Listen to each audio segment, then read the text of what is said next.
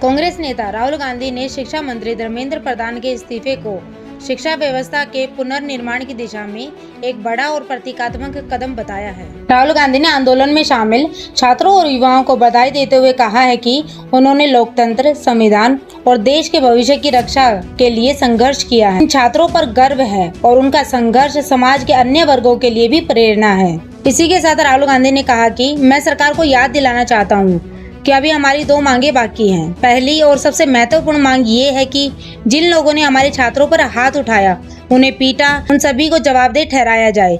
जिन लोगों ने इसकी योजना बनाई और जिन्होंने इसको अंजाम दिया, उन सभी को सजा मिलनी चाहिए। और अंतिम मांग ये है कि भारत के प्रधानमंत्री भारत के छात्रों के सम्मान में और देश के भविष्य के सम्मान में उन छात्रों से माफी मांगे जिनके साथ क्रूरता की गई और जिन पर हमला किया गया। Education Minister Dharmendra Pradhan's resignation is a huge step in rebuilding our education system. It's a symbolic step because he was a symbol, but it is still a big step.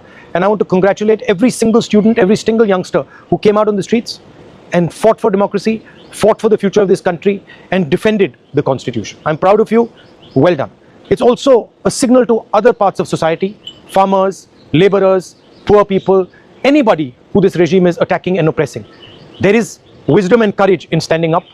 Daro mat, let's get rid of this regime that is attacking India, destroying our constitution, capturing all our institutions. Let me remind the government, there is still 2 demands outstanding.